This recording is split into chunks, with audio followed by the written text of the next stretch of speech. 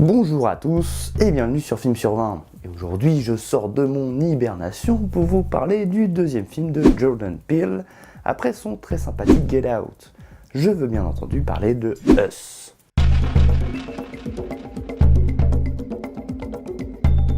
Une modeste famille d'Afro-Américains vient passer ses vacances à la plage dans leur petite maison secondaire. Mais dès leur arrivée, la mère semble peu rassurée à la vue d'étranges coïncidences qui semblent s'enchaîner et que n'aurait pas renié un Jim Carrey dépressif accro au nombre 23. Inquiétude qui semble se confirmer lorsque la petite famille se retrouve face à d'étranges invités qui viennent squatter leur baraque la nuit.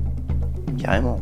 If you want to get crazy, we can get crazy.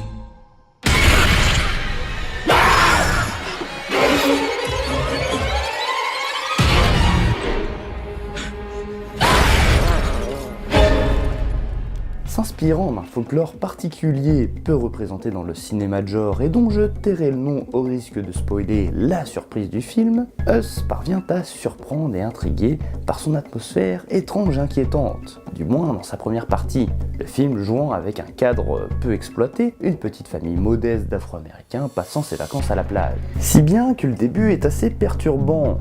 On ne comprend pas trop ce qu'on regarde, le ton alternant entre punchline comique et situations trop bizarres et peu rassurantes. There's a family in our driveway. It's probably the neighbors. But y'all scared of a family? Hi, can I help you? Mais une fois que le concept est posé et le mystère est levé, Us part en mode total train fantôme, alternant séquences de meurtres dédramatisées par des punchlines comiques. Pour la subtilité on repassera, mais ça reste plutôt fun à regarder. Surtout que la réalisation de Jordan Peele fait bien le café, jouant habilement avec son cadre pour surprendre le spectateur. Mais ça détruit également toute implication émotionnelle. Et c'est bien le problème de ce Us qui avait pourtant un chouette potentiel. Jamais le film ne fait peur et jamais il ne dérange réellement. Malgré les efforts de Jordan Peele de jouer sur une ambiance surnaturelle très inspirée par la quatrième dimension de l'aveu du réalisateur lui-même. Et pas étonnant qu'il soit showrunner du futur remake qui sera réalisé d'ici peu. You know how sometimes things line up? Coincidences? Since we've been up here, they've been happening more and more. It's like there's this black cloud hanging over us. C'est un divertissement roublard qui fera très certainement son petit effet chez les ados boutonneux qui flippent dès qu'une porte claque. Mais il passe complètement à côté de son caractère subversif. Le film ne nous empêchera certainement pas de dormir la nuit.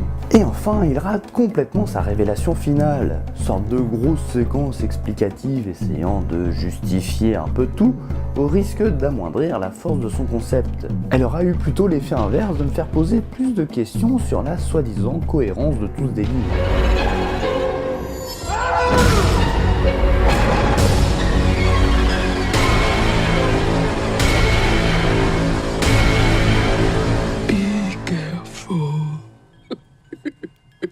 Pour résumer, un film agréable à regarder, bien produit, avec un casting investi, la belle Lupita Nyong'o est franchement excellente.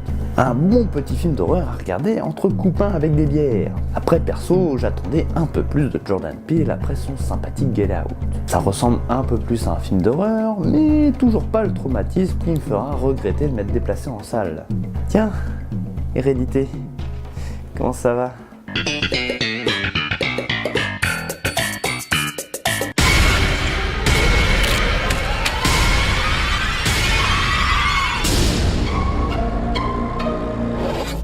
Ma note sera donc de Afro-American Nightmare sur